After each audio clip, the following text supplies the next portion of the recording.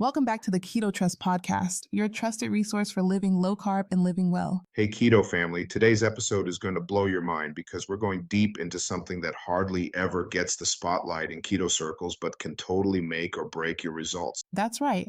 We're talking about the importance of gut health. On keto, improving your gut health can be the secret weapon you've been missing. Before we dive into gut health, we need to tell you a story about what happens when you don't pay attention to your gut. As many of you know in your own households, as a busy parent juggling kids and your career, it is a daily challenge trying to stay low carb. Eventually, you'll get your routines down, meal prepping on Sundays, intermittent fasting, and hitting your macros. But if your whole family is low carb, you may have experienced this scenario. Your young son or daughter starts complaining about constant tummy aches. Your teenagers are cranky and moody for no obvious reason, and you may be bloated more often than not. At first, you may blame stress, or you may even cut out more foods to stay stricter keto, thinking maybe hitting carbs were triggering inflammation. But when you send a message to Keto Keith, the AI coach of the KetoTrust community, he will explain that even on keto, we need to feed our gut the beneficial bacteria that protect our immune system and help regulate mood and appetite. Keto Keith will also tell you that fermented foods are gut-friendly, and foods like sauerkraut and kimchi supply probiotics. By adding the right gut-friendly low-carb foods, eventually you and your family will start feeling lighter, less bloated, and your cravings for junk will completely vanish. Your sleep will also improve when you nourish your gut. That's why today's episode is about the missing link for keto success, gut health. Because if you ignore your microbiome, you might be sabotaging your own results. Wow, what a wake-up call. So let's unpack why even when you're living a low-carb lifestyle, gut health still matters. Many people think that because some prebiotics and probiotics foods have carbohydrates, it must be off limits on keto, but often they pass through the small intestine undigested and becomes food for the trillions of microbes in your colon.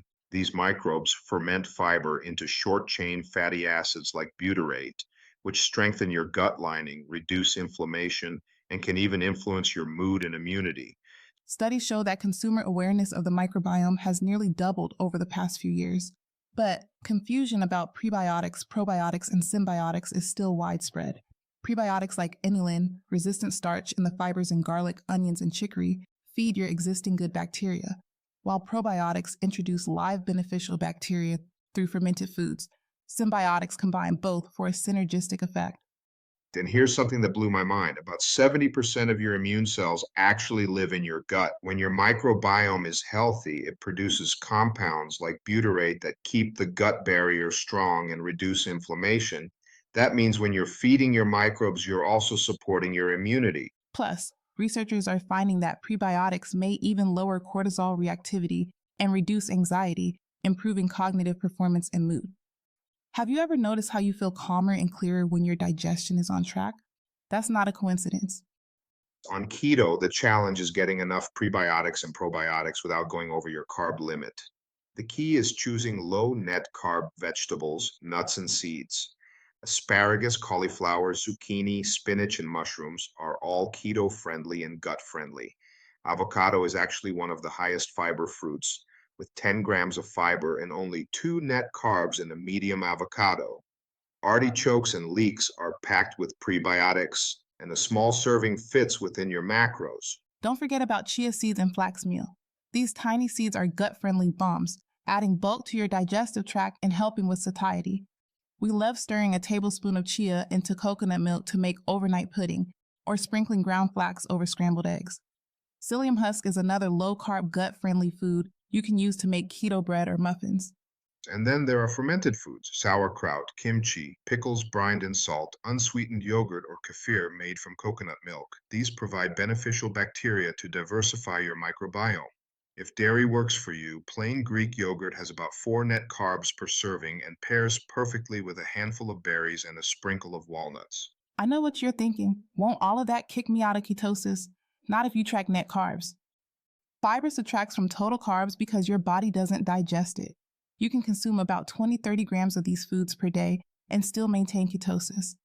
In fact, eating more fermented foods and other gut-friendly foods can make fasting easier by stabilizing blood sugar and reducing hunger.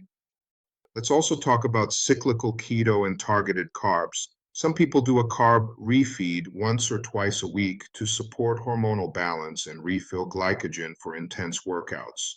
During these refeeds, you can focus on fiber-rich, resistant starch sources like cooked and cooled sweet potatoes that feed your microbiome. The key is timing them around exercise and keeping portion sizes controlled. For women, cyclical keto can help support thyroid and adrenal function, especially during the luteal phase of your menstrual cycle. Listen to your body and notice when you need more starchy vegetables versus when you're thriving on low-carb veggies. The other piece of this puzzle is stress and sleep. Chronic stress and poor sleep can increase gut permeability and dysbiosis. That's where meditation, breath work, and gentle movement come in. A 10-minute walk after meals improves digestion and blood sugar. Prioritizing 7 to 9 hours of quality sleep gives your gut time to repair and your hormones a chance to balance. Another topic we rarely discuss is the difference between soluble and insoluble fiber. Soluble fiber dissolves in water, forming a gel that slows digestion and stabilizes blood sugar. Think of foods like chia seeds, flax, avocados, asparagus, and Brussels sprouts. Insoluble fiber adds bulk to your stool and keeps things moving along. You'll find it in leafy greens, celery, cucumber skins, and nuts. When you first ramp up your intake of these foods, go slowly. If you suddenly go from 0 to 30 grams overnight, you might experience bloating and gas. Start by adding 1 serving of non-starchy vegetables at each meal and gradually increase. Make sure you're drinking at least half your body weight in ounces of water per day and adding a pinch of mineral-rich sea salt to your water to stay hydrated. Try experimenting with fermenting your own vegetables at home. A simple sauerkraut uses just cabbage, salt, and a jar. Within a week, you'll have a probiotic-rich topping for salads and burgers. And don't forget that movement feeds your gut too. When you move your body, you improve circulation to your digestive tract and stimulate the migrating motor complex, a wave-like motion that sweeps debris from your intestines. Even gentle yoga poses and belly breathing massages your organs and calms your nervous system. You might also hear about exogenous ketone supplements or some fancy prebiotic powders. While some of these supplements or prebiotics powders have robust clinical research showing they can improve immune markers and even reduce travelers' diarrhea, supplements should complement a diet rich in whole foods, not replace them. We found that focusing on vegetables, fermented foods, and seeds gave us more sustainable results than any powder. Our AI coach, Keto Keith, helps you track net carbs. Wearable devices like continuous ketone monitors are emerging, but you don't need fancy tools to start. A simple food diary and paying attention to how you feel after meals will teach you a lot. When you start adding fermented and other foods to help your gut, you'll notice your energy stabilized, you'll sleep better, and we feel more resilient during stressful days. Let's recap with practical tips. Aim for at least 5 servings of non-starchy vegetables a day. Include a portion of fermented food at least 3 times per week. Use seeds and low-carb nuts for additional gut-friendly benefits and healthy fats. Stay hydrated. These foods work best when you drink plenty of water. Consider a targeted carb refeed with resistant starch if you're doing heavy workouts. Manage stress with breathwork and movement. And remember, gut health is not just about digestion. It's the foundation of your immune system, mood, and long-term success on keto. When your microbiome is thriving, ketosis becomes easier, cravings decrease, and your body finds its natural rhythm. If this episode inspired you, share it with a friend who needs to hear about the power of gut-friendly foods. Visit KetoTrust.com to become a member and get access to our AI coach. Thanks for tuning in to another episode of the KetoTrust podcast. Until next time, nurture your gut, feed your microbes, and keep living your best low-carb life. Bye. Ready to turbocharge your low-carb lifestyle and earn extra income? Join our free community at KetoTrust.com and discover our magnificent 7 weight loss and lifestyle modification plan. Become a member today and get access to our transformational course. Your journey starts now.